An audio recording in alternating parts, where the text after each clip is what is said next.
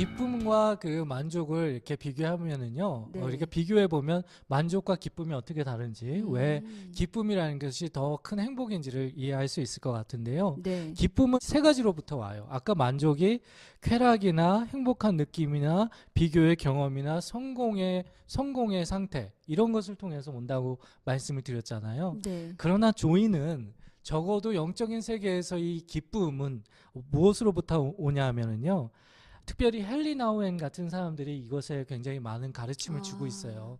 네. 제가 가장 영향을 받은 영적 스승 중에 한 명이거든요. 음. 근데 헨리 나우엔에 따르면은 조이라는 것, 기쁨이라는 네. 것은 세 가지로부터 온다고 이야기해요. 첫 음. 번째는 자기의 약함을 수용함으로부터. 아. 두 번째는요, 긍휼을 경험하고 긍휼을 삶으로부터.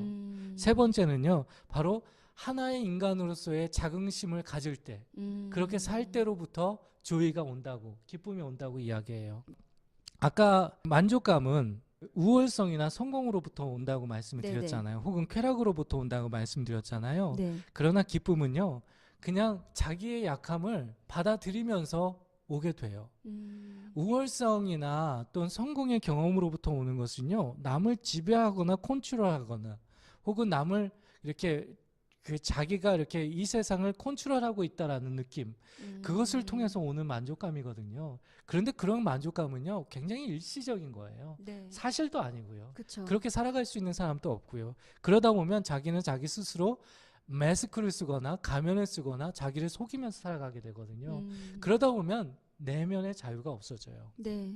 그러나 기쁨은요, 내면의 자유와 연결됩니다.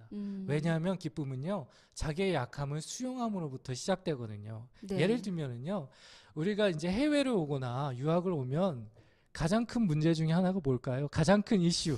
언어 아닌가요? 언어. 예, 맞아요. 언어잖아요. 네. 저도 마찬가지예요. 지금도 네네. 영어를 잘 못하지만 네. 언어에 있어서는 제가 정말 재능이 없거든요.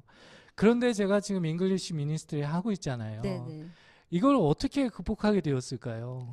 왜냐하면 어느 네. 날 제가 처음에 유학 오거나 해외 생활하면서 너무너무 불편하고 자존심도 상하고 네네.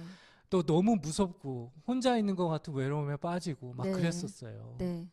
그것을 깨는데 한 3, 4년 걸렸습니다. 그런데 어느 날 갑자기 네. 나의 약함을 받아들이기 시작했어요. 아. 하나님이 그런 마음을 주셨어요. 그러면서 그냥 네가 있는 그 약함을 받아들여. 그럼 어느 날 갑자기 생각해보니까, 아, 나는 인터내셔널 펄슨이구나. 네. 나는 외국인인데 영어를 잘할 필요도 없고 잘하는 것이 이상한 거구나 라는 생각이 들었어요. 그때부터는 자신감이 생기고 마음에 기쁨이 생기더라고요. 그리고 내가 언어를 못하는 것은 하나님이 나한테 주신 기회일 수도 있겠다라는 생각이 드는 거예요. 그때부터는요, 영어를 못하는데 네. 영어를 할 때마다 기쁨이 생기는 거예요. 아, 진짜 의미 있는 이야기 예. 같아요. 네. 자기의 약함을 수용할 때 비로소 네. 그 안에 뭔가 기쁨이 생겨요. 아. 그리고 거기 안에 어떤 가능성과 희망이 생겨요. 네. 이런 것이 바로 기쁨이에요. 그럴 네. 때 하나하나 그 안에서 내 인생이 창조되어져 가고 내 인생이 새로운 것으로 변화되어 가는 때 우리는 더 나은 만족을 경험할 수 있게 되거든요. 네. 두 번째 그 기쁨은요, 네. 바로 긍휼을 경험하거나 긍휼을 살 때만 가능해요. 헨리 나우에는 이 긍휼을 뭐라고 표현하냐면은요, 다른 사람의 고통과 함께하는 것, 다른 사람의 고통과 함께 고통을 받는 것, 이것을 긍휼이라고 이야기하거든요. 우리는 그 만족감이라는 것, 그러니까 일반적인 만족감이라는 것은 곧 그 프레저, 쾌락으로부터 온다고 말씀을 드렸잖아요. 네. 그런데 이 조이는요, 더 큰 만족감을 주는데 그 통로가 뭐냐면 바로 긍휼의 삶을 살 때, 긍휼을 경험할 때 바로 이 기쁨, 더 큰 만족감을 경험하게 돼요. 네. 내가 얼마 전에 본 책 중에 거기에 어떤 한 교회 이야기가 있었는데요. 어느 날 그 교회에 정말 신실하고 훌륭한 한 그 믿음의 가정이 있었는데, 이 가정의 남편이 그 자기의 자녀를 이제 픽업하기 위해서 갔다가 네. 이제 스쿨버스가 오잖아요. 네. 픽업해서 집에 돌아오는데 교차로에서 교통사고가 났어요. 그 사고로 인해서 그 딸은 죽고요. 그리고 남편은 브레인에 데미지를 입어서, 네. 그러니까 아주 심각한 건 아니지만 일반적인 사회생활을 할 수 없을 정도의 어떤 브레인의 데미지를 입은 거예요. 그러니까 이 사건을 경험했던 부인이 우울증에 걸리기 시작해요. 네. 아주 심각한 우울증에 걸려서 생활을 하기가 어려운 거예요. 그러자 그 교회에서 어떻게 했냐면 그 교회에 있는 모든 교우들과 또 목회자들이 로테이션으로 돌아가면서 이 가정을 돌보기 시작해요. 아침에 일찍 가서 아침을 만들어주는 사람, 네. 그리고 아이를 학교에 보내는 사람, 그리고 점심을 해주는 사람, 가서 기도해주는 사람, 또 먹을 것을 준비해주는 사람, 또 저녁에는 아이들을 또 돌볼 사람. 그렇게 해서 이 교인들이 돌아가면서 할 수 있는 만큼 이 가정을 돌보기 시작하는데요. 3, 4개월이 지나고 나니까 이 교회와 심지어는 이 불행을 경험했던 이 가정에 그 알 수 없는 기쁨들이 충만해지는 거예요. 내가 누군가의 인생의 부분이 되고 그리고 누군가가 내 인생의 한 부분이 된 것 같은 네. 진정한 일치감이 그 경험되면서 이 교회와 이 가정이 크게 변화하는 것을 경험했다고 하는 간증이 있어요. 물론 불행한 일이긴 하지만 네.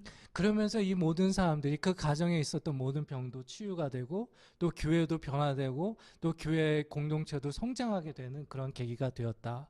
하나님의 기쁨 가운데 충만하게 되었다라는 이야기를 본 적이 있어요. 네. 사실 이 모든 것들이 어떻게 보면 불행한 사건들이 우리가 살아가면서 있을 수밖에 없거든요. 네, 그렇죠. 우리 사회자님도 아시잖아요. 불행한 사건이 있을 수밖에 없잖아요. 네, 살아가다 그게 보면 인생이죠. 내가 계획한 것과는 다르게. 네. 그런데 그 속에서 그런 만족감을 추구만 한다면 우리는 이런 과정 가운데 과연 우리는 행복한 삶을 살아갈 수 없다는 얘기밖에 안 되거든요. 네. 그런데 그 속에서 우리가 이 기쁨을 선택할 수 있고 또한 경험할 수 있기 때문에 네. 더 나은 만족스러운 인생을 살아갈 수 있는 기회가 열리게 된다라는 것이죠. 네. 기쁨의 특징 중에서 네. 디그니티, 그 네. 인간의 존엄성이 예. 있었어요. 예.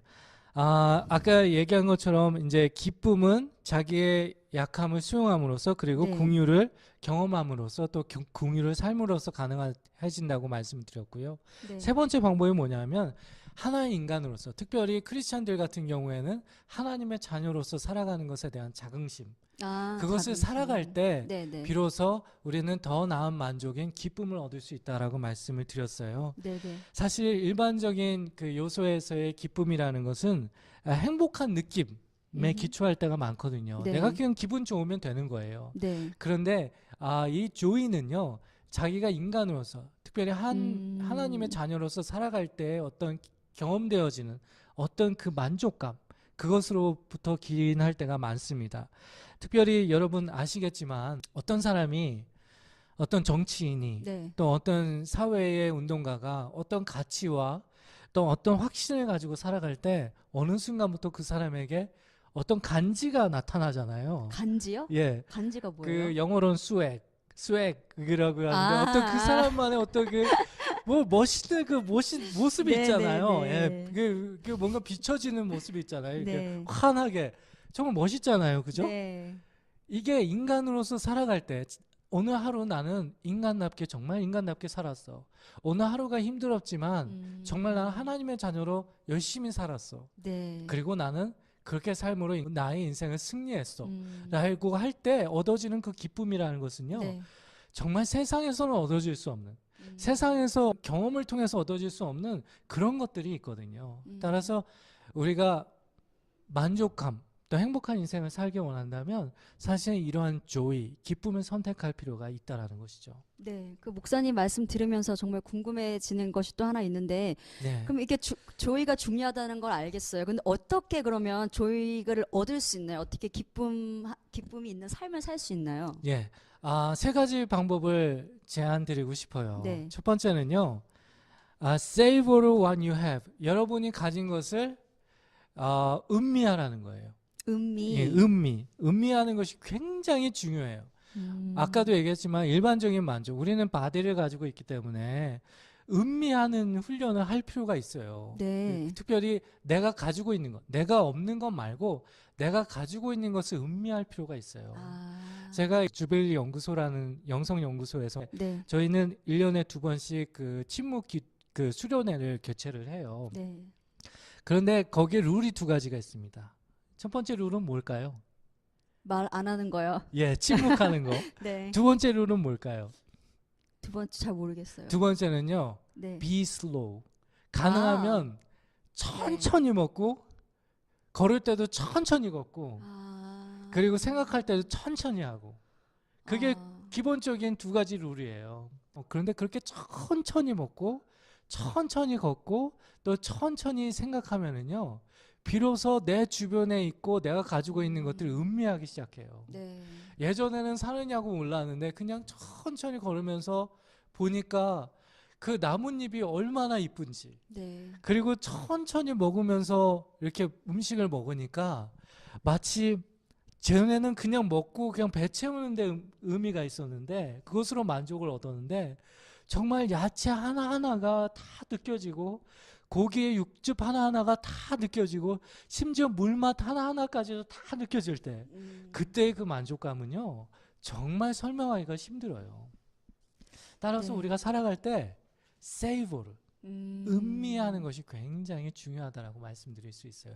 특별히 네. 내가 가진 것, 내가 주변에 있는 모든 것들을 다 음미하면서 살아갈 수 있다면요. 네. 그렇게 노력할 수 있다면요. 그 사람은 만족스러운 인생을 살아갈 수 있을 것입니다. 네. 또 비결을 나눠주세요. 그 다음 비결은요? 2번째는요. 바로 네. 그 감사의 일기, 감사 일기를 쓰라는 거예요. 2번째 방법은요. 하나님은 God is good all the time. 맞죠? 네. 하나님은 언제나 좋으신 분이시잖아요. 네. 만약에 그렇다면은요. 감사 일기를 쓰는 것은요. 사실 우리의 인생 가운데 조의 그리고 만족을 얻을 수 있는 가장 좋은 방법 중에 하나예요. 이 감사 일기를 쓰게 되면은요. 특별히 좋은 일만 쓰게 되지는 않습니다. 우리가 하루 동안 살면서 좋은 일만 있지는 않잖아요. 그렇죠. 그런데 그 안에서도요. 감사하게 돼요. 왜냐하면 오늘 하루도 나는 약함을 가지고 있었지만 네. 실패했지만 오늘 하루를 잘 살았어. 잘 이겨냈어. 네. 하는 어떤 것. 그리고 오늘 절망스러운 일이 있었지만 절망 가운데 희망을 찾았어. 라고 하는 어떤 것. 그리고 나는 오늘 하루 하나님의 자녀로서 이렇게 정말 멋지게 살았구나 하는 네. 어떤 것을 기록함으로써 그냥 인생을 일반적인 세속적인 만족이 아니고 만족이 조의로 기쁨으로 넘어가는 더 나은 만족을 경험하며 살아갈 수 있는 기회가 생기거든요. 네. 그래서 감사일기를 쓰는 것은 매우 중요해요. 저도 날마다 감사일기를 쓰거든요.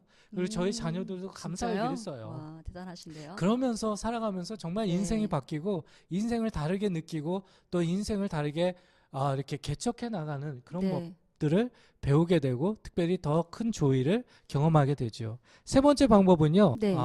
바로 쾌락보다 생산적이고 창조적인 삶을 즐기라라는 거예요. 이것은요. 단순히 오늘 하루 어려운 일들을 잘 견디며 살아야지 뭐 이런 의미가 아니고요.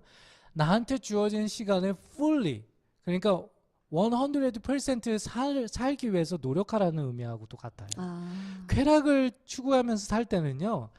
나에게 주어진 시간을 충실하게 살 수가 없어요. 네. 그러나 나의 인생을 오늘 하루 지금 이 순간을 가장 생산적이고 또한 가장 창조적인 삶이 될 수 있도록 하는 것을 즐기기 시작하면은요. 네. 나에게 주어진 시간을 아주 충실하게 살아갈 수 있는 방법을 터득하게 되고 그 안에서 만족을 넘어서서 조의, 기쁨으로 나아가는 방법을 배우게 되는 거예요. 네. 특별히 시니어들, 연세 드신 분들이 이러한 비결을 배우는 지혜가 있습니다. 이런 번째요? 분들, 이런 분들 같은 경우에는요, 사실은요, 나이가 많으면 많아질수록 우리가 만족감을 얻을 수 있는 길들은 그렇게 많지가 않아요. 육체적으로도 그렇고 네. 사회적으로도 그렇고 경제적으로도 그렇고 그렇긴 한데요. 근데 재밌는 것은요. 노인분들 중에 얼굴을 찌푸리면서 사는 사람들은 그렇게 많지가 않아요. 오히려 유머러스하고요. 네. 오히려 기쁘게 살아가는 사람들이 훨씬 더 많은 것을 알 수가 있어요. 왜냐하면 이분들은요. 네. 쾌락이 별게 아니구나. 쾌락보다 나의 지금에 있는 삶을 그대로 즐기되 네. 이 삶을 오늘 하루 어떻게 생산적이고 창조적으로 살까 네. 그것에 더 관심을 많이 갖게 되거든요. 그러니까 다시 이야기하면 나에게 있는 시간들을 충실하게 살아갈 수 있는 방법들을 스스로 터득하게 될 때가 많아요. 따라서 이런 사람들은요, 마치 이 세상을 하나의 놀이터로 생각하고 살아갈 가능성이 매우 높아요. 따라서 세 번째 방법, 내 인생을 쾌락이 아니고 그것보다는 오늘 이 순간, 오늘 하루를 네. 어떻게 하면 생산적이고 창조적인 어떤 것으로 만들어 갈까라는 것을 즐기며 살아갈 수 있다면 우리 인생은 만족을 넘어서서 어떤 기쁨의 상태, 기쁨의 인생을 살아갈 가능성이 매우 높다고 말씀드릴 수 있습니다. 네. 그 저도 오늘부터 노인의 마음으로 살아야겠는데요. 네. 하루하루 즐기면서. 예. 그리고 이제 그 두 번째 방법을 들으시고 많은 구독자분들이 이거 끝나고 당장 일기장을 사러 가실 것 같아요. 예. 감사일기 쓰시려고. 예. 예, 꼭 실천해 보셨으면 좋겠습니다. 예. 예, 저희는 여러분들의 후원과 의견, 또 상담 문의를 받고 있습니다. 아래 보이는 주소로 보내주시면 저희가 적극적으로 답변 드리도록 하겠습니다. 예. 자, 목사님, 그럼 다음 에피소드에 대해서도 행복의 일반적인 요소 이야기 해주실 거잖아요. 예. 네. 다음 에피소드에서는 행복의 일반적인 요소 세 번째인데요. 바로 긍정적인 마음. 예. 네. 긍정의 마인드, 포지티브 마인드, 포지티브 이모션에 대해서 이야기해 보도록 하겠습니다. 네, 많이 기대해 주시고요. 저는 지금까지 홍정원이었고요. 신태성이었습니다. 감사합니다. 감사합니다.